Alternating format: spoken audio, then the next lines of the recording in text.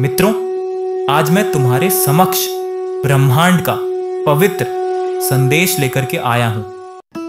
एक ऐसा संदेश जो केवल शब्द नहीं है, ये एक शक्ति है, एक ऊर्जा है, एक आशीर्वाद है। यह उस अदृश्य सत्ता से जुड़ा है जो न्याय का प्रतीक है, जो हमें हमारे कर्मों का फल देता है, जो हमारी मेहनत का मूल्यांकन करता है और फिर हमें वही लौटाता है जो हम वास्तव में पाने के अधिकारी हैं। और मित्रों, अगर आप भी ऐसी ही दिव्य और सच्ची जानकारी हर शनिवार पाना चाहते हैं तो अभी इसी वक्त वीडियो को लाइक कर दीजिए और चैनल को सब्सक्राइब करके घंटी का बटन जरूर दबाइए ताकि शनिदेव की हर कृपा आपके जीवन में समय पर पहुंचे। जी हाँ मित्रों, मैं बात कर रहा हूं शनिदेव की। वो शनिदेव जो न किसी से राग रखते हैं न द्वेष, वो केवल कर्मों का हिसाब रखते हैं। यदि आपके जीवन में कठिनाइयां हैं, रुकावटें हैं, आर्थिक तंगी है, तो यह केवल आपके कर्मों का फल नहीं बल्कि शनिदेव की परीक्षा है कि आप कितनी श्रद्धा, विश्वास और धैर्य रखते हैं। शनिदेव एक नाम नहीं है, ये ब्रह्मांड की न्याय प्रक्रिया है। जिस दिन आप इस न्याय के मूल को समझ लेंगे, उसी दिन से आपके जीवन की दिशा बदल जाएगी। और मित्रों, अगर आप चाहते हैं कि शनिदेव की विशेष कृपा आपके ऊपर बनी रहे तो हर शनिवार काले तेल का दान करें। पीपल के पेड़ पर सरसों के तेल का दीपक जलाएं और जरूरतमंद को काले कपड़े या लोहे का कोई सामान दान करें। ये छोटे छोटे उपाय आपकी किस्मत का दरवाजा खोल सकते हैं। और आज मैं आपको एक बात कहना चाहता हूं। ये जो धन प्राप्ति मंत्र मैं आपको सुनाने जा रहा हूं, इसे मैंने स्वयं छपा है और उसी के साथ ये जो शनिदेव का छोटा सा उपाय बताया है, मैंने इसे पूरे नियम से केवल 7 दिनों तक किया था और मेरे जीवन में चमत्कारी रूप से धन की प्राप्ति हुई। इसलिए आज का ये वीडियो सिर्फ एक जानकारी नहीं है, ये मेरा अनुभव है, मेरी श्रद्धा है और वह सत्य है जिसे मैंने जिया है। इस वीडियो को लाइक और शेयर जरूर करें ताकि यह उपाय उन लोगों तक पहुंचे जो आर्थिक तंगी से जूझ रहे हैं। आज का दिन शनिवार, और वह भी एक ऐसा पावन शनिवार जब शनिदेव स्वयं धरती पर अपने भक्तों की पुकार सुनते हैं। और यदि इस दिन सच्चे मन से, पूर्ण नियम और श्रद्धा के साथ शनिदेव का यह धन प्राप्ति मंत्र जपा जाए तो वो करिश्मा घटित होता है जिसे हम चमत्कार कहते हैं। मित्रों, आज जो मंत्र मैं आपको देने जा रही हूं वह केवल एक मंत्र नहीं बल्कि ब्रह्मांड की उस ऊर्जा से जुड़ने का माध्यम है जो छुपे हुए द्वारों को खोलता है, रुकी हुई धन प्राप्ति की राह को सरल बनाता है और जो आपके भाग्य को पुनः लिख सकता है। लेकिन ध्यान रहे, यह मंत्र तभी फल देता है जब आप इसे पूरे विश्वास, नियम और निष्ठा के साथ करते हैं। यह कोई त्वरित समाधान नहीं है, यह एक साधना है जो आपकी आत्मा को, आपके कर्मों को और आपके भाग्य को शुद्ध करती है। तो आइए मित्रों, इस शुभ शनिवार को हम सब मिलकर शनिदेव के श्री चरणों में अपना शीश नवाएं और इस दिव्य धन प्राप्ति मंत्र का जाप करें ताकि हमारे जीवन से दरिद्रता, बाधाएं और कष्ट दूर हों और घर में सुख, समृद्धि और लक्ष्मी का वास हो। वीडियो के अंत तक जरूर बने रहिए क्योंकि मैं आपको इस मंत्र से जुड़े खास नियम और उसे छपने का सबसे असरदार तरीका भी बताऊंगी। आज का दिन बदल सकता है आपकी तकदीर। कागजाय विद्महे खड्गहस्ताय धीमहि तन्नो मंदः प्रचोदयात्।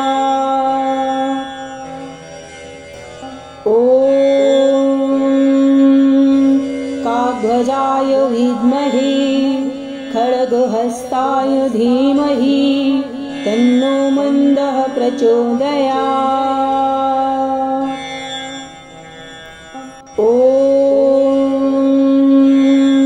कागजाय विद्महे खड्ग खड्गहस्ताय धीमहि तन्नो मन्दः प्रचोदयात्।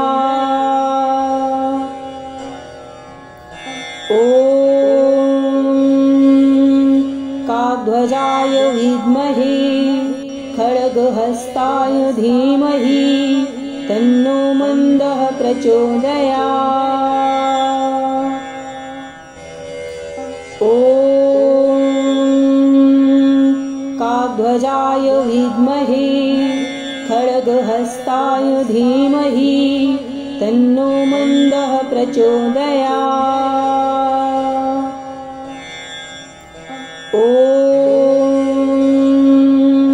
काकध्वजाय विद्महे खड्गहस्ताय धीमहि तन्नो मन्दः प्रचोदयात्। ॐ काकध्वजाय विद्महे खड्गहस्ताय धीमहि तन्नो मन्दः प्रचोदयात्। ॐ काकध्वजाय विद्महे खड्गहस्ताय धीमहि तन्नो मन्दः प्रचोदयात्। ॐ काकध्वजाय विद्महे खड्गहस्ताय धीमहि तन्नो मन्दः प्रचोदयात्। ॐ काकध्वजाय विद्महे खड्गहस्ताय धीमहि तन्नो मन्दः प्रचोदयात्। ॐ काकध्वजाय विद्महे खड्गहस्ताय धीमहि तन्नो मन्दः प्रचोदयात्। ॐ काकध्वजाय विद्महे खड्गहस्ताय धीमहि तन्नो मन्दः प्रचोदयात्। ॐ काकध्वजाय विद्महे खड्गहस्ताय धीमहि तन्नो मन्दः प्रचोदयात्। ॐ काकध्वजाय विद्महे खड्गहस्ताय धीमहि तन्नो मन्दः प्रचोदयात्। ॐ काकध्वजाय विद्महे खड्गहस्ताय धीमहि तन्नो मन्दः प्रचोदयात्। ॐ काकध्वजाय विद्महे खड्गहस्ताय धीमहि तन्नो मन्दः प्रचोदयात्। ॐ काकध्वजाय विद्महे खड्गहस्ताय धीमहि तन्नो मन्दः प्रचोदयात्। ॐ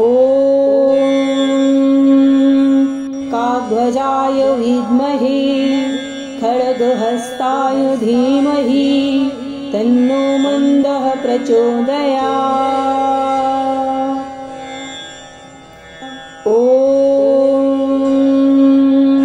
काकध्वजाय विद्महे खड्गहस्ताय धीमहि तन्नो मन्दः प्रचोदयात्। ॐ काकध्वजाय विद्महे खड्गहस्ताय धीमहि तन्नो मन्दः प्रचोदयात्। ॐ काकध्वजाय विद्महे खड्गहस्ताय धीमहि तन्नो मन्दः प्रचोदयात्। ॐ काकध्वजाय विद्महे खड्गहस्ताय धीमहि तन्नो मन्दः प्रचोदयात्। ॐ काकध्वजाय विद्महे खड्गहस्ताय धीमहि तन्नो मन्दः प्रचोदयात्। ॐ काकध्वजाय विद्महे खड्गहस्ताय धीमहि तन्नो मन्दः प्रचोदयात्। ॐ काकध्वजाय विद्महे खड्गहस्ताय धीमहि तन्नो मन्दः प्रचोदयात्। ॐ काकध्वजाय विद्महे खड्गहस्ताय धीमहि तन्नो मन्दः प्रचोदयात्। ॐ काकध्वजाय विद्महे खड्गहस्ताय धीमहि तन्नो मन्दः प्रचोदयात्। ॐ काकध्वजाय विद्महे खड्गहस्ताय धीमहि तन्नो मन्दः प्रचोदयात्। ॐ काकध्वजाय विद्महे खड्गहस्ताय धीमहि तन्नो मन्दः प्रचोदयात्। ॐ काकध्वजाय विद्महे खड्गहस्ताय धीमहि तन्नो मन्दः प्रचोदयात्। ॐ काकध्वजाय विद्महे खड्गहस्ताय धीमहि तन्नो मन्दः प्रचोदयात्। ॐ काकध्वजाय विद्महे खड्गहस्ताय धीमहि तन्नो मन्दः प्रचोदयात्। ॐ काकध्वजाय विद्महे खड्गहस्ताय धीमहि तन्नो मन्दः प्रचोदयात्। ॐ काकध्वजाय विद्महे खड्गहस्ताय धीमहि तन्नो मन्दः प्रचोदयात्। ॐ काकध्वजाय विद्महे खड्गहस्ताय धीमहि तन्नो मन्दः प्रचोदयात्। ॐ काकध्वजाय विद्महे खड्गहस्ताय धीमहि तन्नो मन्दः प्रचोदयात्। ॐ काकध्वजाय विद्महे खड्गहस्ताय धीमहि तन्नो मन्दः प्रचोदयात्। ॐ काकध्वजाय विद्महे खड्गहस्ताय धीमहि तन्नो मन्दः प्रचोदयात्। ॐ काकध्वजाय विद्महे खड्गहस्ताय धीमहि तन्नो मन्दः प्रचोदयात्। ॐ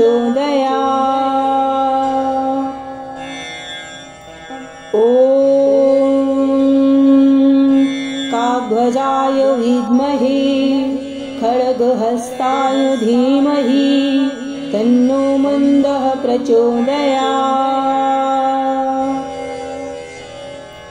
ॐ काग्ध्वजाय विद्महे खड्गहस्ताय धीमहि तन्नो मन्दः प्रचोदयात्। ॐ काग्ध्वजाय विद्महे खड्गहस्ताय धीमहि तन्नो मन्दः प्रचोदयात्। ॐ काग्ध्वजाय विद्महे खड्गहस्ताय धीमहि तन्नो मन्दः प्रचोदयात्। ॐ काग्ध्वजाय विद्महे खड्गहस्ताय धीमहि तन्नो मन्दः प्रचोदयात्। ॐ काग्ध्वजाय विद्महे खड्गहस्ताय धीमहि तन्नो मन्दः प्रचोदयात्। ॐ काग्ध्वजाय विद्महे खड्गहस्ताय धीमहि तन्नो मन्दः प्रचोदयात्। ॐ काग्ध्वजाय विद्महे खड्गहस्ताय धीमहि तन्नो मन्दः प्रचोदयात्। ॐ काग्ध्वजाय विद्महे खड्गहस्ताय धीमहि तन्नो मन्दः प्रचोदयात्। ॐ काग्ध्वजाय विद्महे खड्गहस्ताय धीमहि तन्नो मन्दः प्रचोदयात्। ॐ काग्ध्वजाय विद्महे खड्गहस्ताय धीमहि तन्नो मन्दः प्रचोदयात्। ॐ काग्ध्वजाय विद्महे खड्गहस्ताय धीमहि तन्नो मन्दः प्रचोदयात्। ॐ काग्ध्वजाय विद्महे खड्गहस्ताय धीमहि तन्नो मन्दः प्रचोदयात्। ॐ काग्ध्वजाय विद्महे खड्गहस्ताय धीमहि तन्नो मन्दः प्रचोदयात्। ॐ काग्ध्वजाय विद्महे खड्गहस्ताय धीमहि तन्नो मन्दः प्रचोदयात्। ॐ काग्ध्वजाय विद्महे खड्गहस्ताय धीमहि तन्नो मन्दः प्रचोदयात्। ॐ काग्ध्वजाय विद्महे खड्गहस्ताय धीमहि तन्नो मन्दः प्रचोदयात्। ॐ काग्ध्वजाय विद्महे खड्गहस्ताय धीमहि तन्नो मन्दः प्रचोदयात्।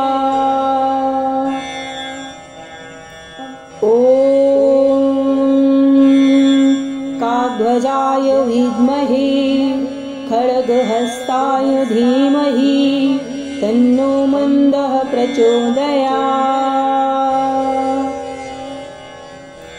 ॐ काग्ध्वजाय विद्महे खड्गहस्ताय धीमहि तन्नो मन्दः प्रचोदयात्। ॐ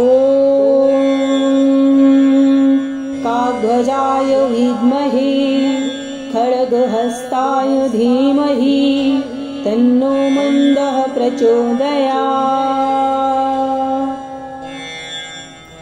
ॐ काग्ध्वजाय विद्महे खड्गहस्ताय धीमहि तन्नो मन्दः प्रचोदयात्। ॐ